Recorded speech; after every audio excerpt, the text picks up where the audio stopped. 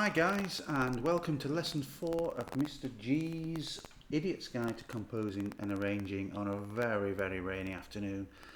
But here we are anyway. Now you will notice, those of you that have been following the lessons, this is where we got to last time. If you're a little bit all at sea here, I would certainly consider going over lessons 1, 2 and 3. What we've got here is a basic 16 bar tune, 1, 2, 3, 4, divided into 1, 2, 3, 4 bar phrases. So there's the first one, repeated, and then so we've got section A, section B modulates to the relative minor of C, which is A minor, and I explained all this in previous lessons. And then I also explained about how to build chords on the notes of the scale and giving them each a number, and then we put in some simple chords. Now to take it further this time, I just want to have a look at where we need to have more than one chord per bar. Most of the bars work okay. So for example, if you take bar 1, we've put a C chord, a chord 1 under there. Now because we've got a C and an E on the strong beats of the bar, 1 and 3, 1, 2, 3, 4, that's going to work okay, and these notes are just going to work as steps between these main notes. So if we have a listen to that, works okay. Second bar as well, that's okay. Now here, did you hear we've got quite a clash there with that B, because it is not naturally a part of that chord. Okay, so that seems to suggest straight away that we need another chord on that note. So as I said last time, until you get really used to adding chords, it's best to stick as much as possible to 1, 4 and 5, because they are what we call the primary chords. So if we just turn these into crotchets, okay, tap escape, this chord here we need to convert to a chord 5, a GBD. Now as I said to you before, I would just alter the notes to the nearest note. So for example, the G doesn't need to change. Let's just make it a little bit bigger so we can see what we're doing. The C, pop that down to a B, and the D, drop down to a D, and let's have a listen to that bar. Yeah, nice, now that works. So let's copy that to there, because we know that's the same bar, and we'll copy it to the end. We'll just make a slight modification at the end, because to make it sound finished, we made that last note a longer note, a minim, so we'll do the same here. Okay, right, now so that's worth introducing the idea of what we call cadences. Now cadences are like the same idea as punctuation in grammar, which you study, so full stops and commas. They're just chord sequences that really work to make a phrase, particularly at the end of a phrase, sound finished. The most common cadence is chord 5 followed by chord 1. Okay, so, and this is basically what we've got here. So that's chord 1, chord 5, chord 1, and it does give it a feeling of finishing the phrase like a full stop. Okay, you can use them in the middle of phrases if something really stands out as being an obvious cadence, like for example here, look. If you've got, so don't forget we're in A minor here, if you've got the tonic and the leading note, that would suggest 1, 5, 1 in that key. So let's put that in. So we'll change them to crotchets again, tap escape, and this one here we need to change this into an E major chord. So again, just move them to the nearest note. That needs to be sharp, remember, and that C needs to go. So let's have a listen to that. Nice. And here we've got a similar problem in that we've got those A's going to clash with that E, so that would suggest a different chord on there. So if we change that to crotchets, and let's just have a look, the B fits nicely there with the E major chord. The A, now we've got a choice here. This is interesting, because the A could be another chord 1, or it could be a chord 4. Now, because we've not used a chord 4 yet, it might be quite nice to stick one in here. So it's a D minor chord on here.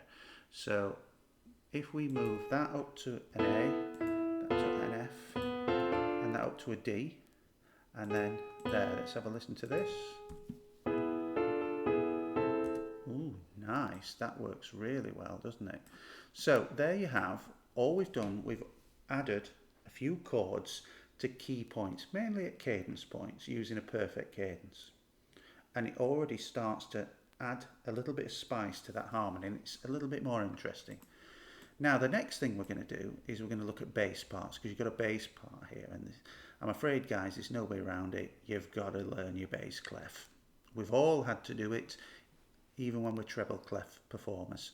So spaces are A, C, E, G, lines are G, B, D, F, A. You just got to learn it, folks. Now when we're putting chords in, we have to look at the chord here, and we're going to put everything in what we call root position. So whatever the chord is, no matter what order these notes are, if it's a chord 1, it's going to be a C in the bass. If it's a chord 5, it's going to be a G in the bass. And let's stick with root position chords for now. So that's a C chord, so we're going to put a C in the bass. That's a G chord, C chord, and then we've got some crotchets here. C, G, C, C. So let's have a listen to that. Tap escape.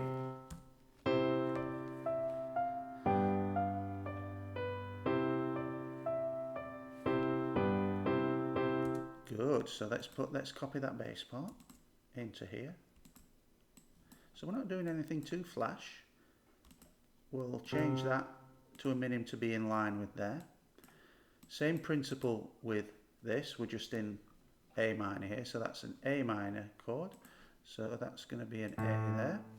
Tap escape, we've got some crotchets here. A minor, E major, A minor. That strange chord 2, which is going to be a B. Then crotchets in here. E. Then we've got that lovely chord 4, haven't we? Which is a D minor chord. Let's have a listen to that. Oh yeah.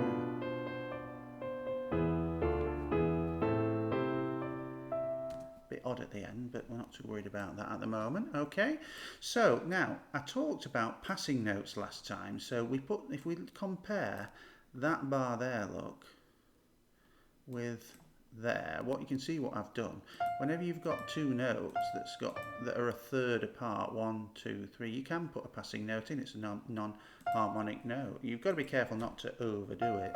There we go. Okay. Alright, any other places?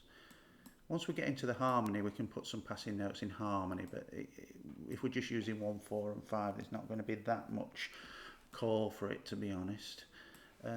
One thing we can do here now, just thinking about our non-harmonic notes, we've got a full second B to that bar on a C against a BDF chord, so it might make it less clashy if we make it a passing note like that.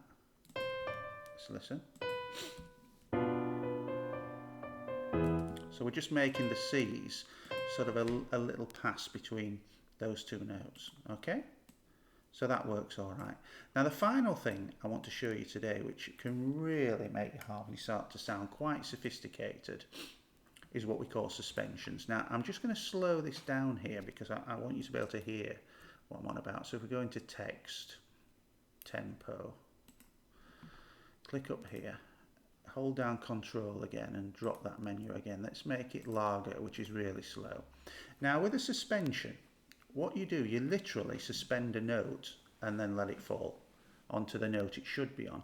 And it's normally, we're going to do it on the third of the chord, the root, the third, the fifth. So let's just turn these into crotchets a minute and I'll show you what I mean. So the third of the note, the middle note here, we just pop it up a note. And it makes a clash, but then it falls down. So listen to this. And you'll have heard of that in a lot of different songs.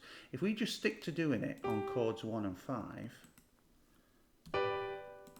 we can't really go far wrong. So let's just listen to that sequence now. So transition. And here's another suspension. Okay.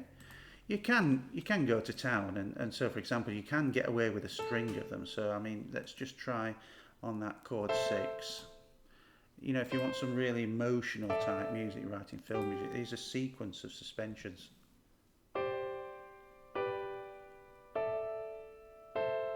Yeah, you can overdo it, but that's right. And the same principle with the minors. So often these work really well at cadence points. Okay. So let's have a look and see. Well, we've got 2 C chords here, so why don't we just knock that one up there like that? Let's have a listen to that bar. Yeah. Now you can put them in the middle of phrases. So for example here we've got a C chord to a G chord, and there's an obvious one there, C to B. So if we turn these into minims here, and we knock the B up to a C. Yeah, let's have a listen to that. Yeah, that works okay, doesn't it? That works very well. Minor section, not sure whether we can get any in here. It's quite short, and the movement of it, and we might be able to do it there. Let's just have a look, see what that sounds like. It's a bit of a diminished chord, that. Oops, wrong one. Don't want to do it. Not sure if that's going to work, actually.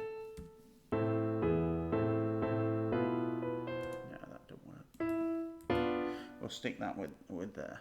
Okay. Right, so there we have it. Now what we've got is the makings of quite a nice little piece here. We've got a few passing notes in, nice harmonies, we've got some little perfect cadences, and we've got some suspensions. So this is all in just 4 lessons. So let's have a listen.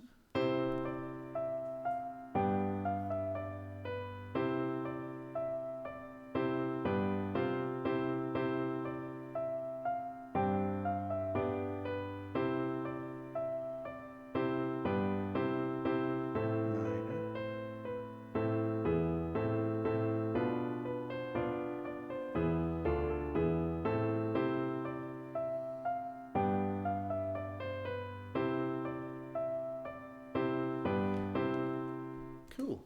All right, so there you have it. Now, we'll keep working on this piece over the next few lessons, and I'll show you how you can gradually turn it into a much more impressive piece, even more impressive than it is now. So next lesson, we'll look at how can we turn what is essentially a melody line and simple chords into a piece for, say, 4 or 5 or more instruments.